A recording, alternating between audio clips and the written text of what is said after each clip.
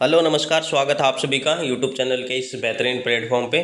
2 या 3 दिन से मैं आपके सामने वीडियो नहीं डाल पा रहा हूँ, ठीक है, तबीयत डाउन होने के कारण। लेकिन आज जो है वो आपकी स्कोर कार्ड के बारे में जिक्र कर रहे हैं हम, ठीक है, कि जो आपका नया स्कोर कार्ड है वो अपडेट हुआ है। किस तरह है स्कोर कार्ड अपडेट किया गया है, टेंटेटिव स्कोर कार्ड आपका कितना बन रहा है, उसके हिसाब से ही जो आपका मेन स्कोर कार्ड है वो अपडेट होगा, ठीक है। तो सब किसी बच्चे को घबराने की ज़रूरत नहीं है कि मेरा स्कोर कार्ड 40 बन रहा है, 50 बन रहा है, 60 बन रहा है, 70 बन रहा है, 75 बन रहा है, ठीक है। पिछली उसमें स्लाइड में क्या हुआ था कि आपकी जो 7,000 पोस्टें आई हुई थी, ठीक है, 7,000 पोस्टें आई थी, उनमें से कई बच्चों का सिलेक्शन 60 वाले नंबर में लगभग बच्चों का हुआ था, ठीक है, 60 वालों का हुआ था। ये मैं गलत नहीं कह रहा हूँ, 60 वालों का। मेरे पास बहुत सारे बच्चों का मैसेज आया था, बहुत सारी लेडीज़ों का मैसेज आया था कि सर हमारे 60 बन रहे थे, या फिर मेरे हस्बैंड के साथ बन रहे थे, भाई मेरे साथ बन रहे थे, इसलिए 60 बन रहे थे, तो हमारा सिलेक्शन होगा। किसी का चौकीदार के अंदर हुआ है, किसी का सफाई कर्मचारी के अंदर, किसी अच्छी पोस्ट वाले का नहीं आया था। टीचर का तो वैसा है ना, उसके लिए स्पेशली पोस्ट थी तो उनका हुआ है, ठीक है। तो मैं आपके सामने टेंटेटिव स्कोर कार्ड है वो आपको मेंशन करवा देता हूँ, देख लेना है आपको क्या क्या रहता है इसके अंदर, ठीक है। सबसे पहले आपको HKRN की वेबसाइट पे चले जाना है, ठीक है, और कैंडिडेट रजिस्ट्रेशन लॉगिन के ऊपर आपको क्लिक करना है, ठीक है। सबसे पहले आपको काम यही करना होगा, कैंडिडेट लॉगिन करेंगे। ये वेबसाइट है आपकी, मैं एक फ़ोन में आपको बना के दिखा रहा हूँ पूरा, ठीक है। ये यहाँ पर आ गया है कैंडिडेट रजिस्ट्रेशन एंड लॉगिन परिवार पहचान पत्र ID, ठीक है। मतलब ये आपको जो परिवार पहचान पत्र आपकी फैमिली ID नंबर है वो इसके अंदर डालेंगे तो आपका पूरा परफॉर्मा इसके अंदर दिख जाएगा कि कितनी आपकी इनकम है, कितने आपके सदस्य हैं। और सभी के लिए बता दूं, दूसरा टेंटेटिव स्कोर कार्ड के लिए आपकी एक नीचे स्लाइड चल रही है, देखिए ये टेंटेटिव स्कोर कार्ड कैलकुलेट, इसके अंदर आपको क्लिक करना है, ठीक है। सिर्फ यही काम है आपका, ठीक है। इसके अंदर आपको क्लिक करना है, ऊपर आपको मंडाया जाएगा टेंटेटिव स्कोर कार्ड क्या है, तो आपको अपनी फैमिली ID नंबर डाल देना है, ठीक है। मैं किसी भी फैमिली ID नंबर को उठा लेना हूँ, इस पर आपको किसी प्रकार का OTP नहीं जाएगा, ठीक है। सबसे अच्छी बात यही है, मान लो आपके फादर का आपने नंबर दे रखा है फैमिली ID के अंदर, वो किसी प्रकार बता नहीं रहे हैं, या फिर आपके फादर बता नहीं पा रहे हैं, किसी कारणवश लगा सकते हैं आप, या फिर आपका जो फैमिली ID नंबर है वो कहीं बाहर गया हुआ है, आप बार बार परेशान नहीं कर सकते उसको। तो टेंटेटिव स्कोर कार्ड में क्या होता है कि आपको जो फैमिली ID नंबर दिया जाता है उस पर किसी प्रकार का कोई OTP नहीं जाता है, ठीक है। आप इसके तुरंत बाद आप गेट फैमिली डिटेल्स पर क्लिक करेंगे, ठीक है। या आपकी फैमिली ID, ये मैं मेंशन कर रहा हूँ, मेरी खुद की, अलग किसी की नहीं बनाऊंगा, ठीक है। टेंटेटिव मैं खुद का किया तो इसके अंदर 50,000 इनकम हो गई। आपकी एज यहाँ पर डिफाइन कर देगा कि अपनी एज कितनी है, ठीक है, आपकी एज कितनी है उसके अंदर, ठीक है। आगे जो आपको प्रोसीज करना है वो अपना खुद के दम पर करना है, यानी कि खुद आप कितने इन्वॉल्व हैं इसके अंदर, आपने कौन कौन सी क्वालिफिकेशन की हुई है, आपके अंदर हायर क्वालिफिकेशन है या फिर अदर कोई डिप्लोमा डिग्री आपके अंदर है, ठीक है। तो वो इसके अंदर डाल देना है आपको। अब उसके बाद do you have related skill certificate, इस पर ऊपर क्लिक करेंगे तो आपके 3-4 ऑप्शन खुल के आएंगे। आपके NCVT होता है, नेशनल ट्रेड सर्टिफिकेट होता है, यो स्टेट आपका सर्टिफिकेट होता है जी ITI के अंदर, ठीक है। SVS ये आपके स्पेशली सर्टिफिकेट होते हैं, सॉरी। यदि आपके अंदर आपके पास है तो आप इस पर क्लिक करेंगे, वरना नहीं करेंगे, ठीक है। मैं मान लेता हूं कि मेरे पास इसके अंदर SCVT का स्कोर है, ठीक है, यानी कि मैंने ITI की हुई है स्टेट हरियाणा से। तो पहले हरियाणा के अंदर SCVT चलती थी, अब तो सभी को फॉर्मेट बदल दिया गया है, NCVT कर दिया गया था, ठीक है। सॉरी भाई।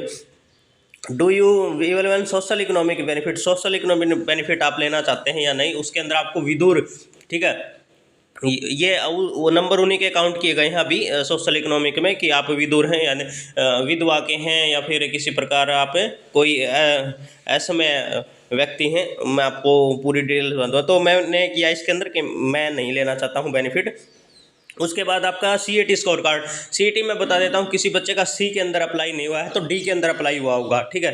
किसी भी बच्चे का C के अंदर अप्लाई नहीं हुआ है, उसका D के अंदर क्वालिफाई हुआ है, तो CET दोनों है, कंबाइन है, CET D भी माना जाएगा और CET C भी माना जाएगा, ठीक है।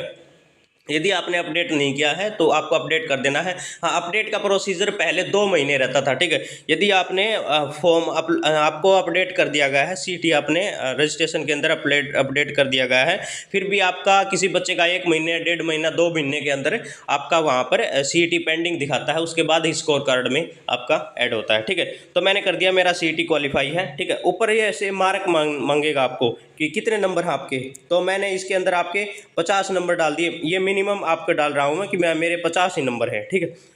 मैंने कर दिया कि ये नॉर्मल बच्चों के लिए है, कोई अपना जिसका क्वालिफाई है वो आपके 38 भी डाल सकता है, 42 भी डाल सकता है, 42 भी डाल सकता है, 65 भी डाल सकता है, 75 भी डाल सकता है।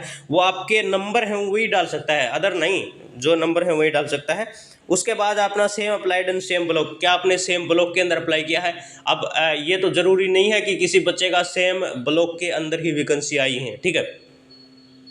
मान लो आपका डिस्ट्रिक्ट भिवानी है, उसके अंदर आपका तहसील तोशाम पड़ता है, ठीक है। आपका तहसील यानी ब्लॉक तोशाम पड़ता है, तो ज़रूरी नहीं है कि आपके तोशाम के अंदर ही पोस्ट आए, ठीक है। ये तो ज़रूरी नहीं है। ये मान लो आपका हिसार है, आपका आदमपुर मंडी आपका तहसील पड़ता है, ठीक है। तो ज़रूरी थोड़ी ना है कि आपकी आदमपुर मंडी के अंदर ही आपकी पोस्टें आएँ। सेम ब्लॉक आपको अप्लाइड नहीं हुआ होगा, शायद भी नहीं हुआ होगा, क्योंकि आपके डिस्ट्रिक्ट अप्लाई किए गए हैं, ब्लॉक अप्लाई नहीं किए गए हैं, ठीक है। ब्लॉक का नंबर वो 10 नंबर बोल रहे हैं कि ब्लॉक के 10 नंबर दिए जाएंगे। हाँ, यदि किसी डिस्ट्रिक्ट के अंदर पोस्टें हैं और डिस्ट्रिक्ट के अंदर रहते हुए ब्लॉक के अंदर वे पोस्टें आ जाती हैं, ये तो नहीं है कि आपका भिवानी डिस्ट्रिक्ट है आपका, ठीक है, भिवानी डिस्ट्रिक्ट है और भिवानी डिस्ट्रिक्ट के अंदर ही पोस्ट आएंगी, वो सभी डिस्ट्रिक्ट के अंदर कन्वर्ट होंगी ना, जिसके अंदर 3 ब्लॉक हैं, 4 ब्लॉक हैं, यानी 3 तहसीलें हैं, 4 तहसीलें, उनमें किसी तहसील के अंदर ड्यूटी आ गई या किसी कोर्ट के अंदर ड्यूटी आ गई, ठीक है, एसडीएम ऑफिस के अंदर ड्यूटी आ गई, अलग है, ठीक है। तो इसके अंदर मेरा ऑप्शन लगभग ना ही रहेगा कि मैंने अप्लाई नहीं किया है सेम ब्लॉक के अंदर, ठीक है। फिर भी आप स्कोर कार्ड में आप करना चाहते हैं कि मैं सेम ब्लॉक के अंदर, मेरा डिस्ट्रिक्ट के अंदर मैंने खुद के अप्लाई किया है, तो अपना कर सकता है, इसमें कोई बड़ी बात नहीं है। एडजस्ट ब्लॉक, हाँ, इसके अंदर मैं कर सकता हूँ कि मैं अप्लाई करूँगा शायद, ठीक है, आगे होगा तो मैं अप्लाई ज़रूर करूँगा, ओके।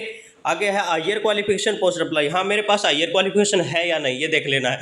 हायर क्वालिफिकेशन का मतलब मैं आपको अच्छे से समझा देता हूँ यहाँ पे। हायर क्वालिफिकेशन क्या है, यदि आपकी पोस्ट 10वीं पास पर है और आपने ग्रेजुएशन किया है तो आपका हायर क्वालिफिकेशन मांगी जाएगी, ठीक है, समझ गए आप। यदि आपकी पोस्ट ग्रेजुएशन पर है और आपने ग्रेजुएशन की हुई है तो आपकी हायर क्वालिफिकेशन नहीं मानी जाएगी वो, ठीक है। हायर क्वालिफिकेशन वो होती है जब आप किसी छोटी पोस्ट के अंदर अप्लाई कर रहे हैं और आपके पास से क्वालिफिकेशन ज़्यादा है, ठीक है। तो मान लिया कि मैंने इसके अंदर यस कर दिया है, क्योंकि मान लिया मैंने 10वीं पास पे अप्लाई किया और मैंने बीए भी किया हुआ है, एमए भी किया हुआ है, आईटीआई भी किया हुआ है, मेरे के अंदर हायर क्वालिफिकेशन है। कहने का मतलब ये मैं सिर्फ आपको डालकर बता रहा हूँ, ठीक है, देख लेना।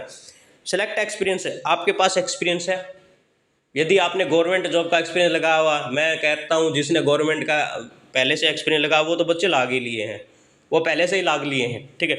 प्राइवेट एक्सपीरियंस, किसी बच्चे का पीएफ कटाओ, किसी भी प्राइवेट पोस्ट के अंदर किसी भी बच्चे का पीएफ कटाओ तो आप उसके अंदर प्राइवेट इन्वॉल्व कर सकते हैं।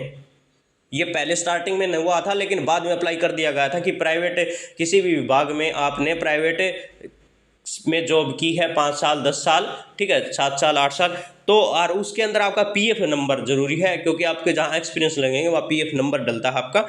तो ठीक है, मैंने कर दिया, इसके अंदर मेरे नहीं है भैया, ठीक है। तो इसके अंदर आप इसके बाद आए कलेक्टिव स्कोर पर आ गए, स्कोर कार्ड ये देखेंगे 75 स्कोर बन गया इधर पे, कितना बना, 75 स्कोर बना है। अब किस किस चीज़ का बना है वो आपको मैं अच्छे से दिखा देता हूँ, ज़्यादा समय आपका मैं नहीं लूँगा।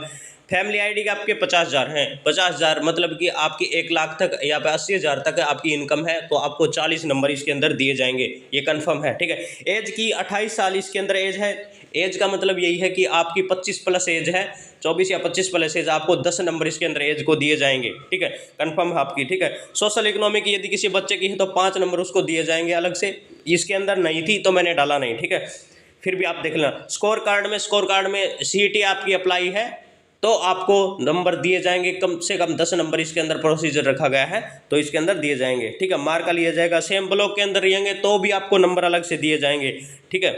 इसके अंदर 5 नंबर फिर से अलग से दिए जाएंगे, लेकिन वो भी हमने अप्लाई नहीं किया है। टोटल स्कोर अब 100 हो गया, मैं आपको बता रहा हूँ, ये टेंटिव स्कोर के कार्ड आपका टोटल स्कोर है वो 100 पे अप्लाई होने लगा है। अब पहले 80 पर होता था, उससे पहले स्टार्टिंग है वो 150 पर होता था, 150 होता था, फिर 100 होया, अब 80 होया, फिर 100 होया, ठीक है।